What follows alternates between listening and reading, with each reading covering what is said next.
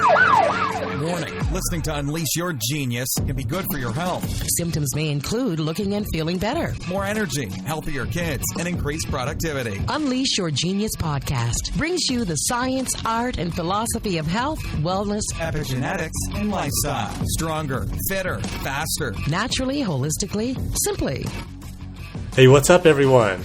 Welcome to the Unleash Your Genius podcast. I know you could be doing a lot of things right now, and I so appreciate you hanging out with us. The Unleash Your Genius podcast is bringing you the latest in health and wellness so that you can break the chains that have been placed on our health due to our modern industrial lifestyles. And today's guest is a rock star in the health and wellness industry here in Australia and in the US. Nutritionist, naturopath, and chiropractor, Dr. Damian Kristof is a highly sought-after presenter and speaker in the wellness industry.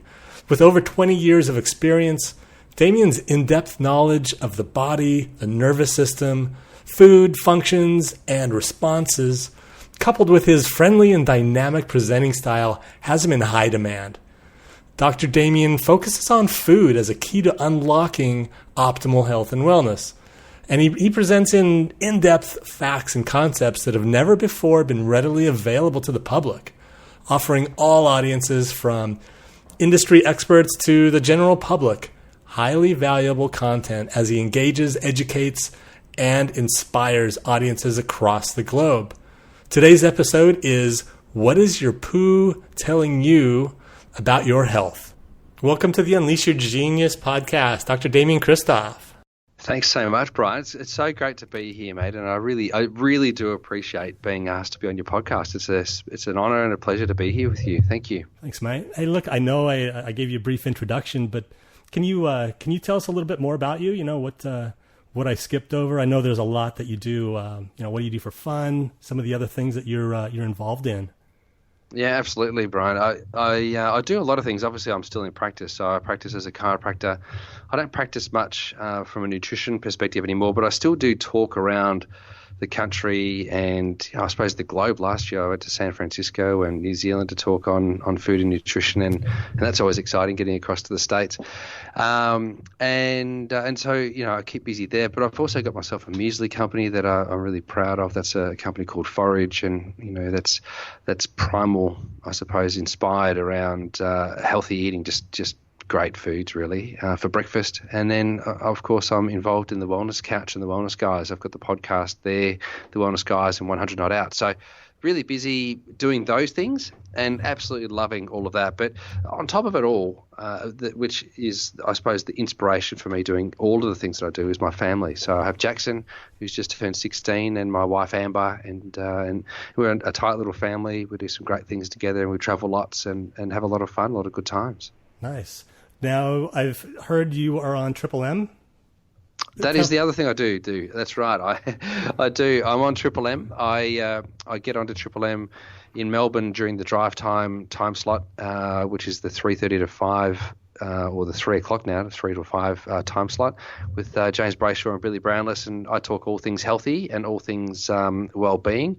Try to keep the boys in line as much as I possibly can, and so that's always interesting because it's a demographic that I really resonate with. I love talking to blokes. I really enjoy talking to the girls that are interested in the health of their blokes, and for me that's really a strong passion of mine. I think there's a lot of people talking about health as it pertains to women, but not many people talking about health as it pertains to fellas, and that's a big thing for me. So I love that. I really enjoy it. And before that, I had a TV show called Downsize Me, and Downsize Me was a TV show that used basic principles around food and nutrition. Really basic. It's just fruits, vegetables, proteins, and good fats. I suppose what some people might call paleo these days, I just called good eating, and that's what I taught people to do. And some people went on to lose lots and lots and lots of weight, and got really, really healthy just as a result of eating well. We did that TV show in New Zealand for 4 years. Yeah, I used to watch that before I knew you. I thought it was a great concept, and even now,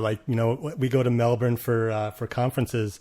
And if I leave at Friday night, I get to Melbourne about 11, turn on the TV while I'm brushing my teeth, and there you are.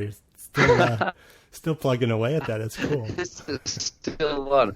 It's hilarious. Yeah, that's great. I wish I had signed up for royalties on that one. That would have been fantastic. But nevertheless, the information is timeless. And that's the fascinating thing about it. You know, you often see TV shows and fads go through, and, you know, a lot of people look at different types of nutrition information. And they're fatty. You know, they come and they go. Whereas the information that was shared on Downsizing was timeless. It's just the principles around food that, you know, fit every single person's eating program, whether it be high fat, low carb, or paleo, or primal, or vegan, vegetarian.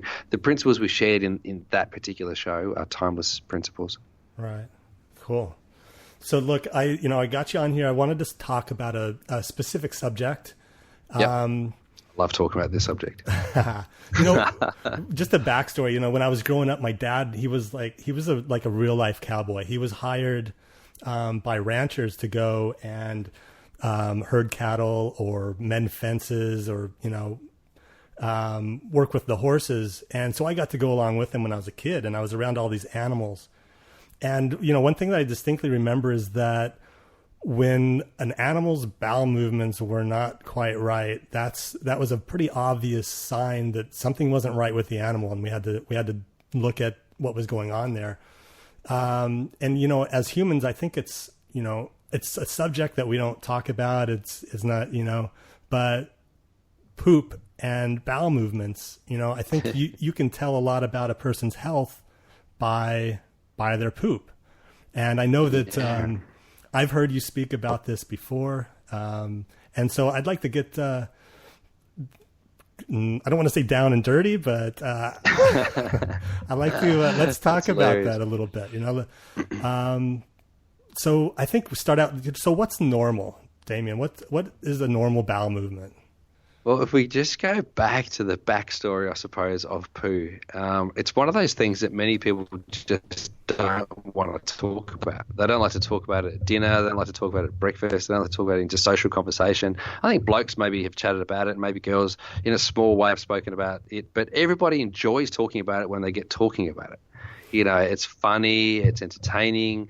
You know, everyone's had an experience with it, whether it be a good experience or a bad experience or a story-tellable experience. You know, people have got some kind of an understanding of what's happened in their body when it comes to when we're talking about bowel movements. And it's fascinating because some people take the time to look at their poo, some people won't take the time to look at their poo, and some people will just, they don't want to even know that they do poo. Because it's one of those things that kind of grosses people out. But it's such an important way to measure the health of your internal system, your internal environment. You know, quite often we look at things that we can fix on the surface area. You know, we look at moles, or we look at rashes, or we look at eczema, we look at dermatitis, we look at mucus, you know, coming out through our nose, or we look at all those sorts of things that appear to be obvious and visible. And we want to do something about it. You know, that's the visible signs of health and well-being that many people are quite comfortable talking about. You know, oozing rashes and pus and all those sorts of things kind of get to another level where people don't always like to talk about. But people want to do something about it because they are aware that it's not right and indicates or signals, you know, poor or lesser health. When it comes down to the gut, a lot of people are just so disengaged from the gastrointestinal system, they don't really know what's going on, you know, whether it be from up here at the mouth level or down there at the bumhole level. A lot of people are so fearful to kind of understand it, or maybe a little bit overwhelmed with all of the things that could be going on or maybe going wrong, that they just kind of place it in the back of their mind without any real, you know, significant engagement around it. And so I think that, you know, understanding what is a good poo, what is a bad poo, what are the different scales of poo, I think is really, you know, important. So, you know, maybe we can talk about all of that tonight or today. Cool. So let's see. Let's talk about what size, color, shape. Right? I mean, all different shapes, sizes, and colors. What would be normal? And then maybe what are some things that are abnormal, and what would that mean? All right. Well, the fascinating thing is, sorry, did you see the plane go past there? I had a plane flying low, so I had to mute myself because I didn't want the plane to come into the video. But so the fascinating thing about a poo is that most people are surprised by the size that it should be. And then, you know, hold on to your chairs here, because essentially the distance from the superior or the start of the descending colon to the anus, to the final part of the colon, that distance, the length of that is the distance between the wrist and the elbow. So it's quite a long space. That's the amount of poo that we need to get out in a day, like that. And so for some people that might come out all in one go. For some people it may come out in 2 or 3 goes, but it should be, at least that much in every single day. Now, it shouldn't be the width of your forearm. That's important to understand. Like if it's the width of your forearm, that could be quite challenging. That'll bring tears to anyone's eyes. But ideally, it would just be the length from the wrist to the elbow. That's the length of the poo. Now, it's fascinating. You have a look at children's poos, and when they do, a poo that's just, really big, round log, and you kind of wonder, how did they get that out of there? It's one of those things that's really fascinating. But for adults, that can change based on their stress levels. So if they've got high levels of stress and their sphincter is constricted, you might sometimes find that there's a ribbon poo or a very narrow poo, something that kind of gets chopped off, or something that's incomplete, or multiple colours. And I think it's important to consider, what might be going on there. And so a skinny poo or a narrow poo, something that's, quite difficult to push out or that needs a fair bit of encouragement to get out, is often a sign of constipation. And that can be associated with a number of different things. One, it may be that people are dehydrated. 2, it could be that people are under a lot of stress. So when you're in a fatigue state, like a parasympathetic nervous system state, you're not going to easily evacuate the bowels. If you're constantly, persistently tired, you'll find it difficult to move your bowels. The fascinating thing about the bowels is that they're so intrinsically linked to the nervous system that if you're in a sympathetic fight or flight response, you're going to empty regularly and rapidly. But if you're a parasympathetic, relax, digest, and retreat and repair model or mode of nervous system engagement, you might find it difficult to move your bowels. And so that can be, quite challenging. So it's good to sort of understand, is it difficult for you to get your bowels to move? If it's difficult to get your bowels to move, you may be finding yourself in a state where you're kind of a little bit burned out. Maybe you need to rest more at the moment just to reset your nervous system. It's not necessarily about doing more exercise or pushing things harder or working harder at the gym or anything like that. It's not about having more caffeine or necessarily overstimulating your nervous system. It's about finding more balance and just trying to bring your nervous system back into check. If you find your bowels at the runny end of the spectrum, like they're really fast, really rapid, undigested, quite runny, quite loose, unformed, then that's a sympathetic nervous system dominance. That's where your nervous system is overcharged and your bowels have to evacuate rapidly because it's really an unimportant function of the body to be digesting when you've got to get away from a saber-toothed tiger, for example, which is the sympathetic nervous system response. So there's some little clues there as to what should be happening. But essentially, the amount of poo that you should be getting out every single day should be the length from the wrist to the elbow in 1 or 2 movements. Some people will do 3, but preferably 1 or 2 movements. And it should be well formed and one colour. That's really important. Okay. Some people will have 2 colours or 3 colours, and that indicates other things going on. Darker colour and then a lighter colour, that indicates that your previous bowel movement you didn't complete, you didn't finish off. So you basically just pushed one train up against the next train, and they all came out.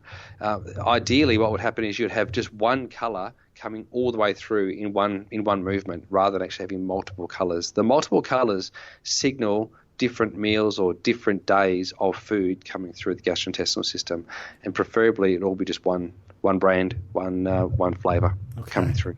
That's really interesting. I mean, with constipation, you typically, I don't know, the first thing I think is, well, maybe they're dehydrated, they need water, but it could also be a mental thing, like a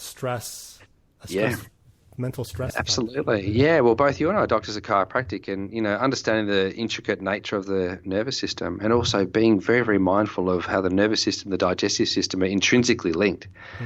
We understand that when we adjust the spine and we fire off various nerves in the spinal cord, that can affect gastrointestinal function. And it also we know that we can affect the sympathetic nervous system, and we know that we can affect the parasympathetic nervous system, and we know that we can affect many areas within the body just through spinal adjustments. And so when we we bring that knowledge into what we're applying or talking about here in terms of digestion, the same thing takes place. So if you think about what the sympathetic nervous system is involved in and what the parasympathetic nervous system is involved in and how we influence that, the understanding of the way in which our bowels are moving helps us understand where people are in a state of stress or a state of fatigue or burnout. So we can delve more into that. First time I experienced that was when I was in college. My roommate, when we were going through chiropractic school, had no idea why or how, but he was constipated, and we were practicing adjusting. He got me to get him on the table, did an adjustment, and he was headed to the toilet like that 30 seconds later. And that was my first experience with that. And it was quite an interesting awareness of how the adjustment affects that nervous system. 100%. Yeah, the adjustment definitely affects the nervous system. That's so true. And much the same as a coffee. When people go and have coffee, quite often within 10 minutes, people are having to release their bowels. That's the sympathetic nervous system response. So the caffeine stimulating the response of adrenaline within the body, the nervous system driving heart rate and vasoconstriction, vasodilation in some areas, and the evacuation of the gastrointestinal system. Because, from a health perspective, if you've triggered the fight or flight response, the adrenal response, you don't need to be digesting anything. You just got to get moving. And so, you'll go and evacuate the bowels. That's the 10-minute rule I like to talk about often. And that really is a sympathetic nervous system response, which we can measure from the intake or the consumption of caffeine. Right. I remember a few years ago, you had a poo chart, and there was 5 or 6 different pictures. Do you still have that? Do you have a poo chart? I might get Jackson to get me a poo chart. Jack's actually over there. Jacko, can you go downstairs and get me a poo chart? And I'll show all the listeners what that is. So I think they're downstairs, down there. You won't need the keys, just out in the warehouse.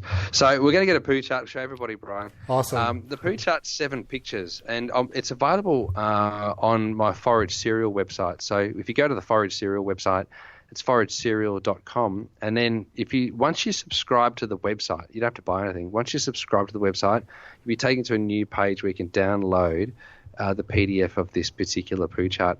And the relevance being that if you've got a poo chart, then you kind of can work out where you are on the poo spectrum. And it's based on the Bristol stool chart. The University of Bristol designed a stool chart, and that has some descriptions around, what it all means and how it indicates health and function of the gastrointestinal system. We kind of cartooned it, and we've got their permission to do it. So we've got everything from number 1 through to number 7. So thanks, Jacko. So you can see here on the poo chart, this is the poo chart.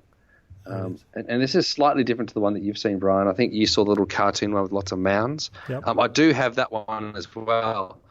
We could bring that's kind of retro these days, but this is the more modern version.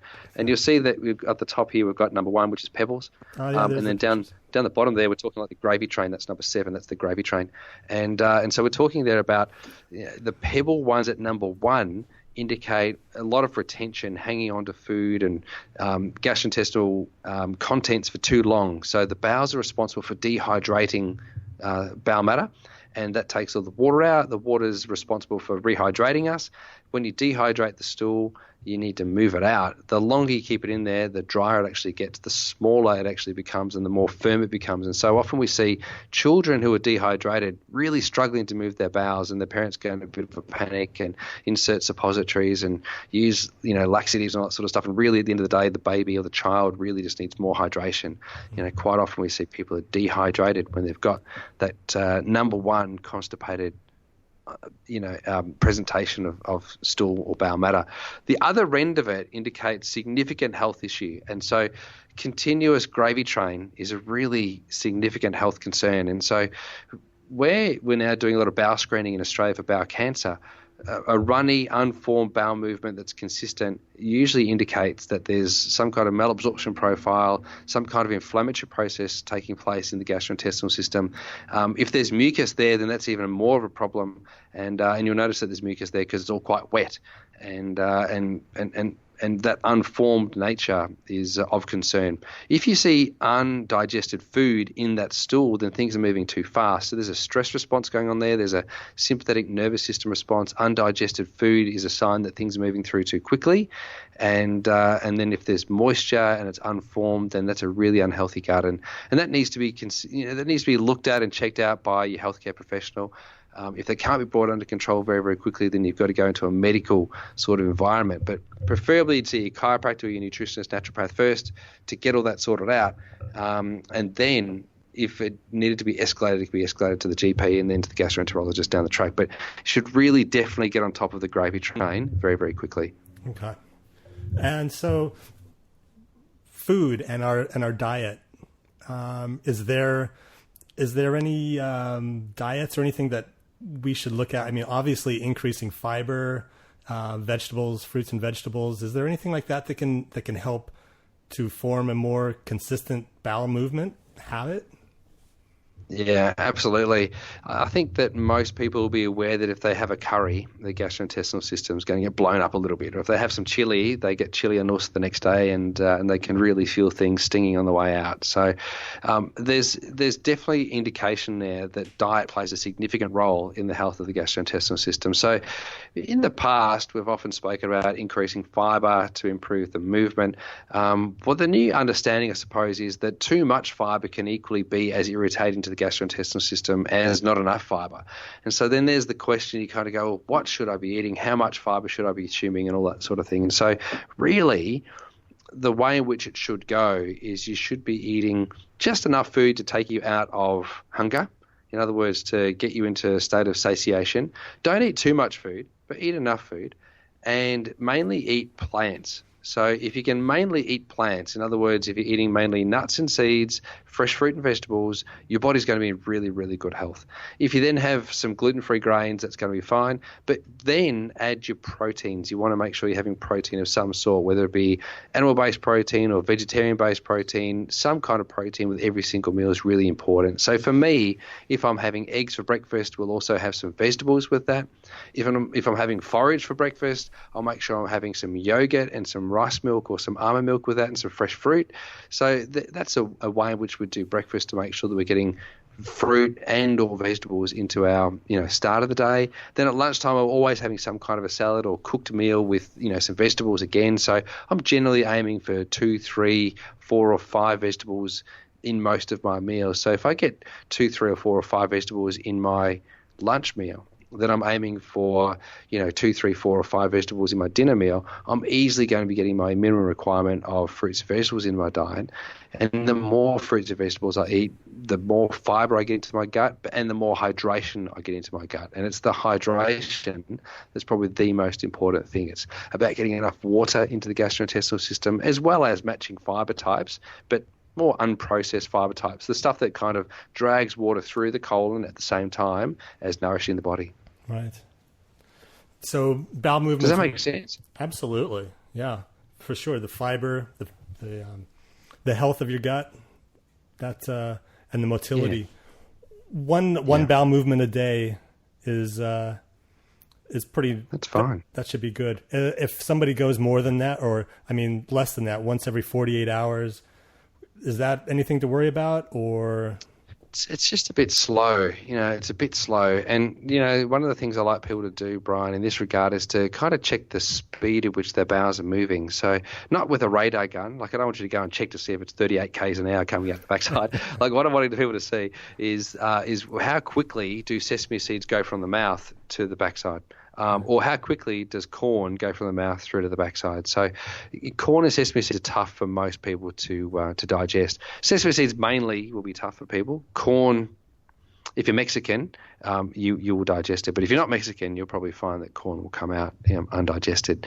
So the way in which you do this, you get a teaspoon or a dessert spoon of sesame seeds or corn, mix it into water and then drink it. You just kind of need a glass. It's kind of about that big with some sesame seeds in there or some corn, and you just drink it down, just slam it down. Don't chew it, and then start timing. And you want to see them come out. Ideally, you'd see them come out, in the same day. Not the same day that you took them, but all the seeds. If they start at 9 o'clock in the morning coming out, you want to see them all out by the time that day's over. You don't want to see seeds the next day. That's essentially what you're after. You want to complete your bowel movements in a day. Okay. That's ideal.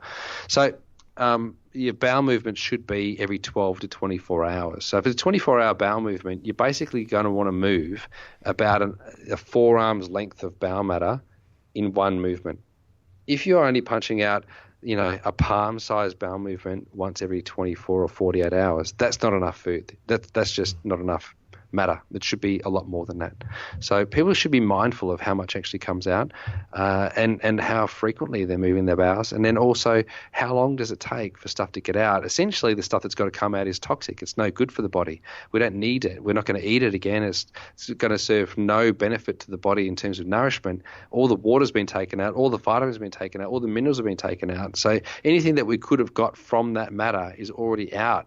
And so we've got to get it out of our system, and the quicker it's out within guidelines of time frames like 12 to 24 hours, the better. That's really important. Okay. You mentioned the red flag with the gravy. How did you call it? The gravy train. Yes. The gravy train. Yes. So that's a red flag. Any other red flags? I think. So I know that if it's a really skinny poo, that can be a red flag for some other problems, maybe some obstruction or something else going on. Is there any other red flags, or can you expand on that a little bit? Skinny poos with dark black colours streaking through it, or skinny poos with bright red blood running through it, are obviously red flags. So, but any kind of very, very dark coloration, so if your stool is black or if your stool is bright red, then they're flags for the need and requirement for further investigation. Sorry about all these planes flying around. I can kind of hear them too. We're just near the airport. So if you've got bright red blood, generally it means that there's a lesion that's either at the anus or in the rectum, and that's much easier to repair. That could be something like a pile or a hemorrhoid that can be easily, rectified. It might be a small little fissure, a tear at the anus, and that can be easily rectified as well. If it's a darker color, it means that the blood has dried, and we're now looking at the heme. We're looking at the hemoglobin and the heme, the iron, and that's somewhere further up. Now, if you're taking an iron supplement, you'll notice that your bowels become black. That's because of the iron coming through in the stool.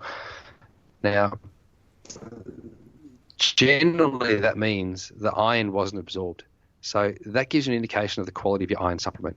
So some people take an iron supplement. It's cheap. You get it from the pharmacy. It might be $3 or $4, $5. It's advertised on the radio. The doctor's prescribed it. They start taking it. They get constipated and their bowels become black. That indicates that it's not being absorbed.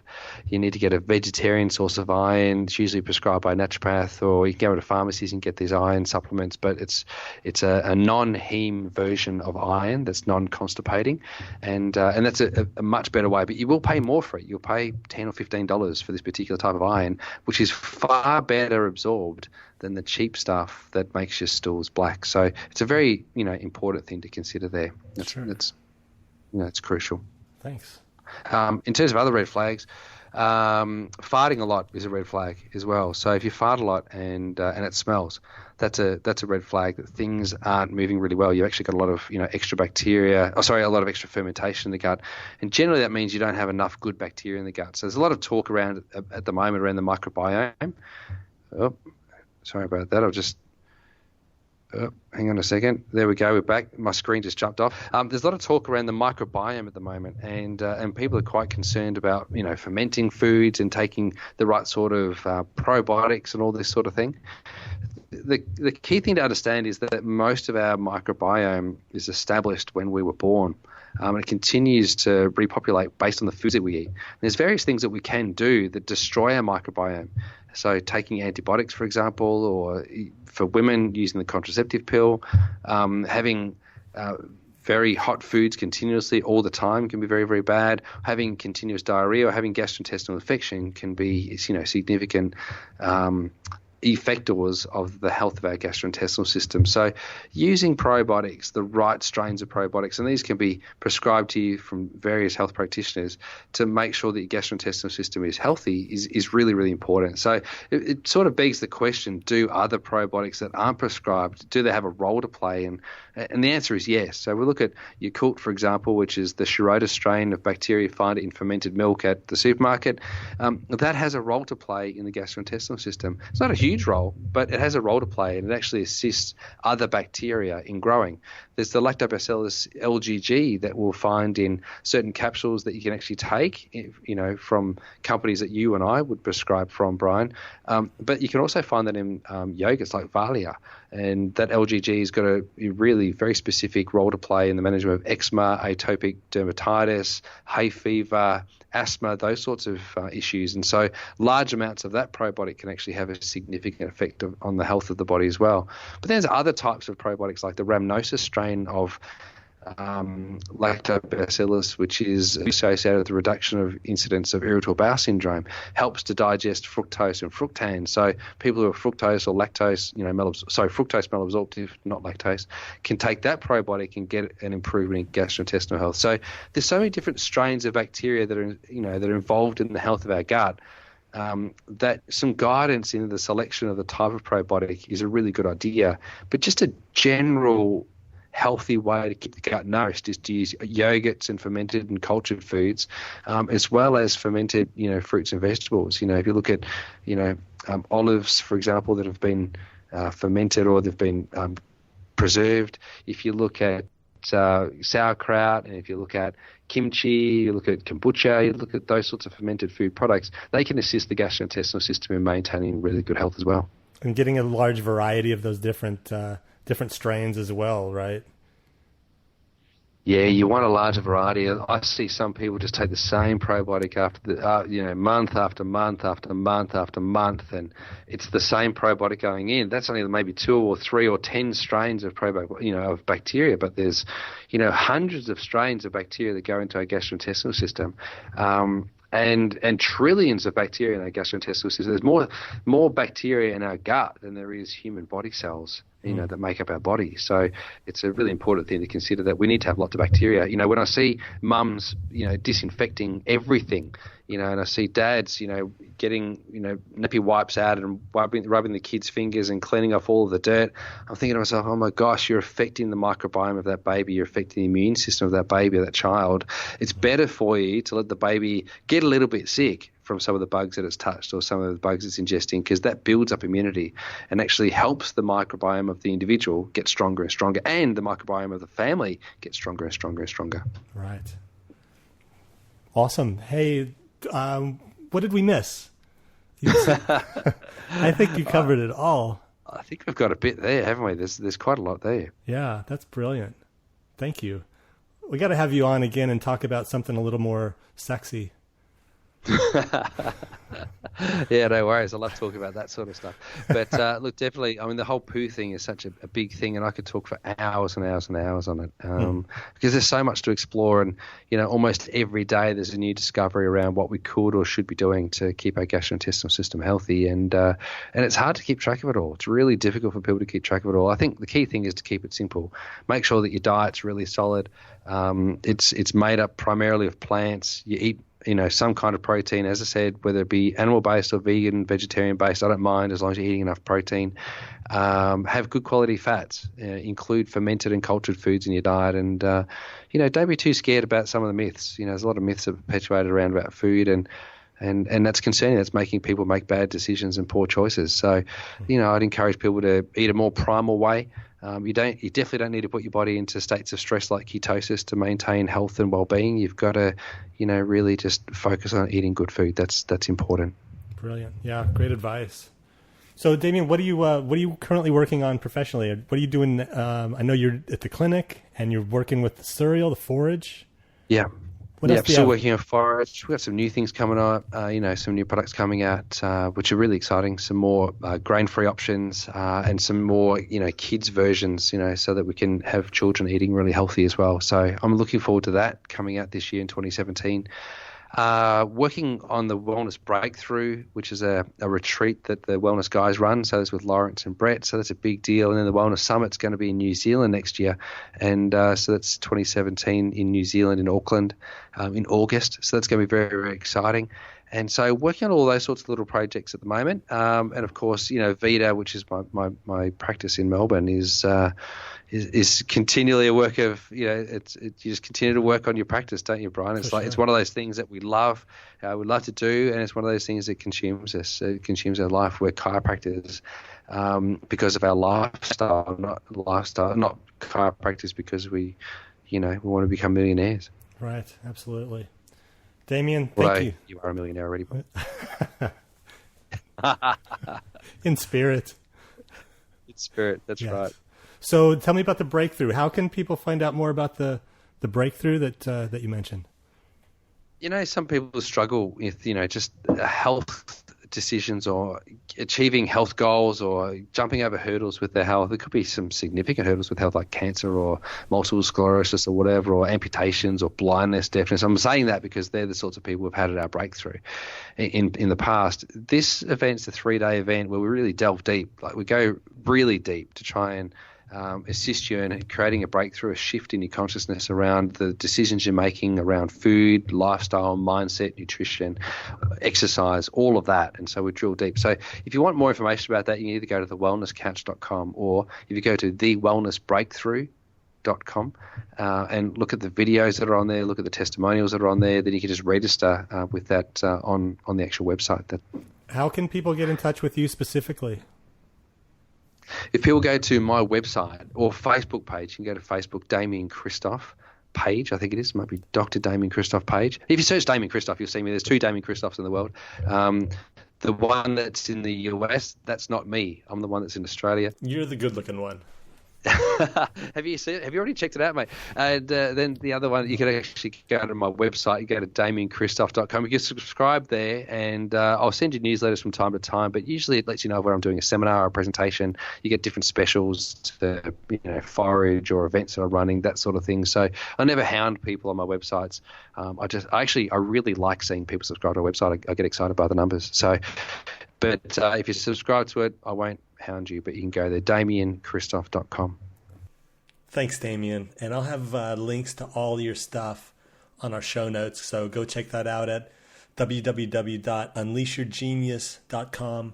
Damian, thanks for being on the Unleash Your Genius podcast.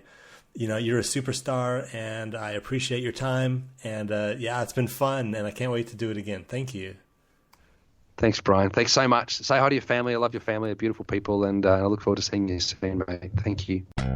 Thanks so much for listening to Unleash Your Genius with your host, Dr. Brian Peterson. For more great content and to stay up to date, visit unleashyourgenius.com. We'll catch you next time.